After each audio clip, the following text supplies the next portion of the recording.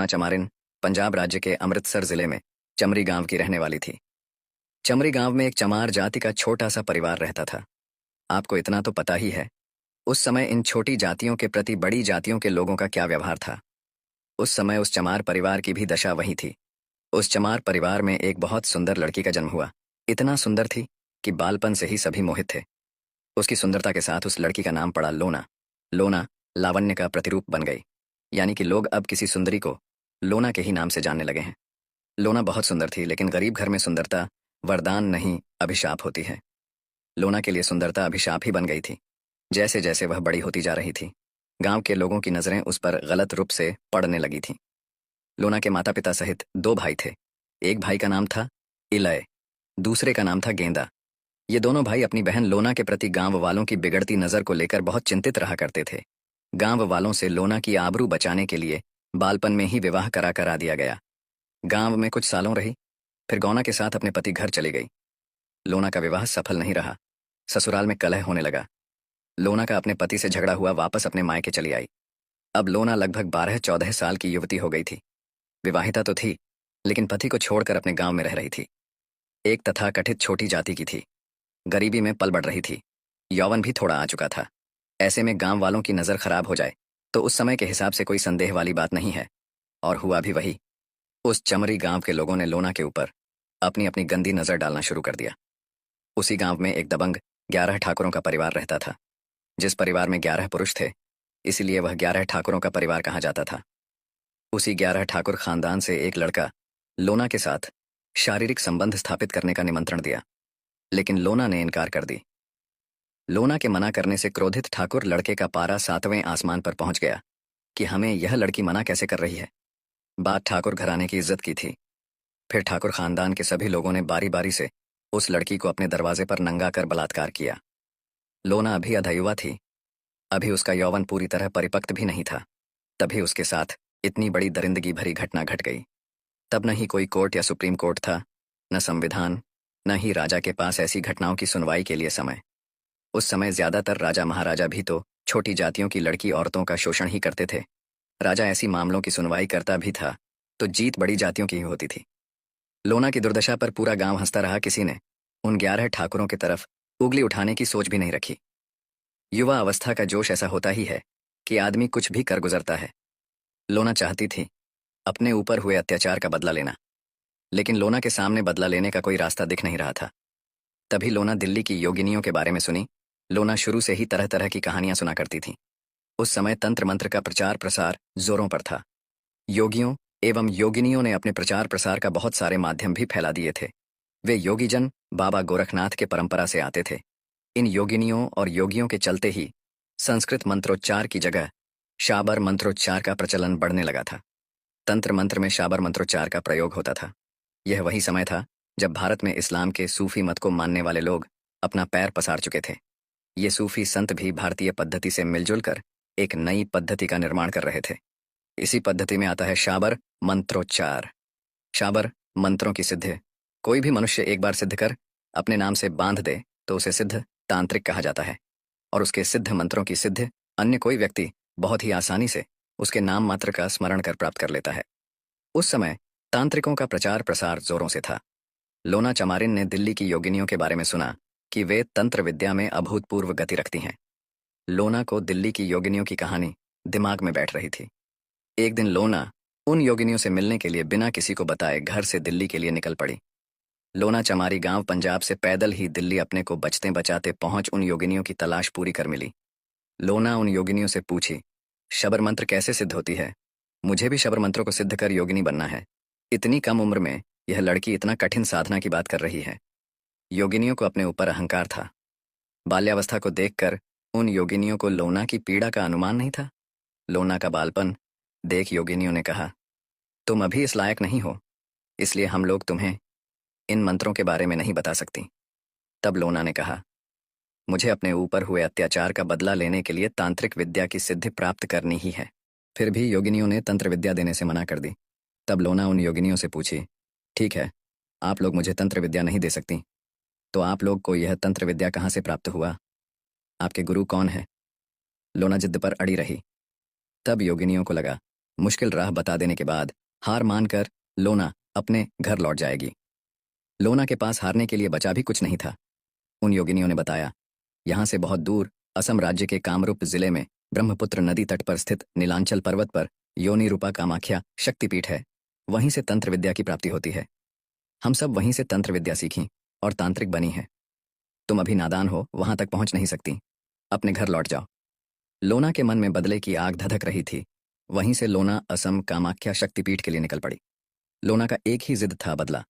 अपने ऊपर हुए अत्याचार, 11 ठाकुरों द्वारा सामूहिक बलात्कार का बदला। बलात्कारियों से बदला लेने का कोई और मार्ग था भी नहीं, और अपनी प्रतिज्ञा पूरी करने के लिए किसी भी तरह अब असम जाना ही था। दिल्ली से पैदल उत्तर प्रदेश, बिहार, बंगाल राज्य होते हुए आखिर लोना असम राज्य के कामाख्या शक्तिपीठ पर पहुंच ही गई।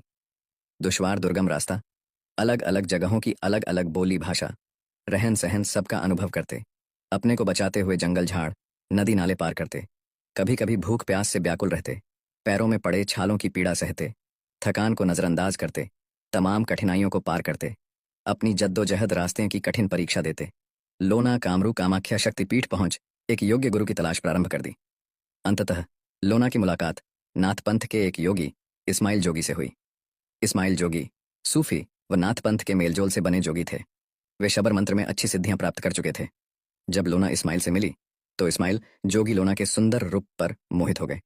योगियों में पंचकर्म की पद्धति पहले से ही चली आ रही थी, यानी साधना के दौरान निद्रा, मदमांस, मैथुन, दुराचार आदि से परहेज नहीं करते, तब भी शबर मंत्रों की सिद्धियां प्राप्त हो जाती थीं। इस्माइल अपने साथ मैथुन के लिए लोना पर आसक्त हो गए। लोना के पास अपने गुरु को गुरु दक्षिणा में इसके अलावा कुछ और देने के लिए था ही क्या। लोना तंत्र विद्या प्राप्ति के लिए अपने गुरु इस्माइल जोगी को अपना शरीर मैथुन के लिए सौंप दी। इस्माइल जोगी लोना के शरीर का भोग करते तंत्र विद्या देना प्रारंभ किया। इस्माइल जोगी बहुत बड़े सिद्ध तांत्रिक थे, लेकिन उनके पास कोई ऐसा मोटिवेशन नहीं था जिससे वे तंत्र साधना में उस गति को प्राप्त कर सकें जिस गति को लोना अपने गुरु को गुरु दक्षिणा में यौन सुख से तृप्त कर धीरे धीरे संपूर्ण तंत्र विद्या प्राप्त कर ली। गुरु गुड़ ही रह गया, चेली चीनी हो गई। लोना चमारिन अपने गुरु इस्माइल जोगी से अधिक तांत्रिक सिद्ध हो गई। फिर अपने गुरु को गुरु दक्षिणा से संतुष्ट कर आशीर्वाद ले गई पंजाब। लेकिन इस बार वापसी अपने पूर्ण शरीर नहीं बल्कि सूक्ष्म शरीर से गई। पंजाब अमृतसर का चमारी गांव ठंड के कोहरे में लिपटा हुआ अपनी दांतें किटकिटा रहा था। सुबह के लगभग 5 बजने वाला था। कुहासे की मोटी चादर थी और अंधकार सर्वत्र व्याप्त था। ऐसे में उस गांव के 11 ठाकुरों के खानदान का वो बेटा जो पहले लोना के साथ बलात्कार किया था, अपने कमरे में चारपाई पर सोया अपनी नींद पूरी कर रहा था। नींद में ही अचानक उसे एहसास हुआ, कमरे में कोई है। उसने करवटें बदली, फिर सोचा कोई नहीं, बस भ्रम है। आंखें मूंद झपकी लेते सोना चाहा, फिर ऐसा लगा जरूर कोई है। तब अपने रजाई में से अपनी गर्दन बाहर किया और सामने जो देखा देखकर भय के मारे उसकी आंखें खुली की खुली रह गई। दांतें किटकिटाने वाली ठंड में उसके शरीर पसीने से लथपथ होने लगा। सामने सुसज्जित आभूषणों में वही लड़की खड़ी थी जिसका अपने परिवार वालों के साथ मिलकर कुछ सालों पहले सबसे पहले बलात्कार किया था। वह लड़की मुस्कुरा रही थी। आभूषणों से सुसज्जित सुंदरता की प्रतिमूर्ति लग रही थी, लेकिन उस लड़की में कुछ ऐसा भी दिख रहा था जो उस लड़के के तन मन में सिहरन पैदा कर रहा था। उस लड़के के मन में डर की एक लहर रीढ़ की हड्डी में बैठती जा रही थी। ठाकुर का वो लड़का अचानक रजाई से बाहर निकलकर गर्मी के मारे अपनी कपड़े खोलकर फेंकने लगा। कपड़ा खोलते खोलते पूरी तरह से नग्न हो गया। नग्न होकर बहुत तेज बार बार चिल्लाना शुरू किया, मुझे क्षमा करो, मुझे क्षमा करो। फिर ऐसा कहते हुए वो लड़का अपने घर से निकल गांव की गलियों में सर पटक भागने लगा। पंजाब का वो चमारी गांव कृषि प्रधान था।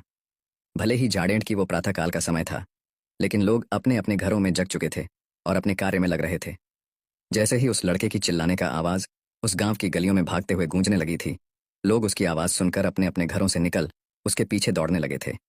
वो लड़का बेतहाशा दौड़ता जा रहा था और चिल्ला रहा था, मुझे माफ कर दो, मुझे मत मारो। भागते भागते गांव के बाहर एक मैदान में जा खड़ा हो गया, जहां गांव के लोगों की भीड़ उसके पीछे उमड़ पड़ी। लड़का फिर चिल्लाना शुरू किया, मुझे माफ कर दो, मुझे मत मारो, मुझसे हुई गलतियों को क्षमा कर दो। लोगों को कुछ समझ नहीं आ रहा था, क्योंकि वहां उस लड़के के पास कोई किसी को दिखाई नहीं दे रही थी। सिर्फ उस लड़के को लोना दिखाई दे रही थी, जो बहुत भयानक रूप ले उसे जान से मारने पर तूली थी। लड़का अब एक जगह खड़ा हो गिड़गिड़ा रहा था, लोना मुझे माफी दे दो। उस लड़के का पूरा शरीर उतनी ठंड में पसीने से लथपथ था और लोगों का ठंड के कारण दांत किटकिटाना थम भी नहीं रहा था। धीरे धीरे सभी का मन भय से व्याप्त हो गया, क्योंकि वह लड़का जिस लोना का नाम ले रहा था वो उसी गांव की लड़की थी। किंतु कुछ सालों से उसका कोई अता पता नहीं था। कुछ देर बाद वह हवा में उठा और उसकी गर्दन ऐंठने लगी, वैसे जैसे फांसी की सजा दी गई हो। लेकिन वहां न कोई रस्सी दिखाई दे रहा थी और न कोई सहारा। फिर कुछ समय वैसे ही वो लड़का ऊपर हवा में झूलता रहा और कुछ समय बाद जमीन पर धड़ाम से गिरा, जिसका प्राण पखेरु उड़ चुका थे। वहां इकट्ठे गांव के लोगों में डर की लहर दौड़ने लगी थी। सभी अपने अपने घरों की तरफ तेज तेज कदमों से वापस भागने लगे। उन सभी की जुबान पर एक फुसफुसाहट थी। उन सभी के फुसफुसाहट में बस एक ही नाम था, लोना चमारिन का। वहां पीछे पीछे पहुंचे घर वाले लड़के को उठा घर लाए और उसकी अंतिम संस्कार कर दिया। अब धीरे धीरे लोना ने अदृश्य रहकर दबंग उस 11 ठाकुरों का, जो परिवार कहा जाता था, को ऐसे ही मौत की घाट उतार दिया। उन ठाकुरों के खानदान से कोई घर में दीपक जलाने वाला भी नहीं बचा। अपनी तंत्र विद्या से लोना अपने पर हुए अत्याचार, सामूहिक बलात्कार का बदला ले शांत हो गई। 11 ठाकुरों के खानदान को मारकर अपनी प्रतिशोध पूरा कर लिया। उसके बाद लोना ने बहुत सारे शाबर मंत्रों की रचना की, जिसे अपने नामों से बांध दी। उन शाबर मंत्रों को आज भी लोना चमारिन के नाम से आसानी से सिद्ध किया जाता है। गांवों में तांत्रिक मंत्रों का ज्यादातर उपयोग कर खटकर्म, झाड़ फूंक करते हैं।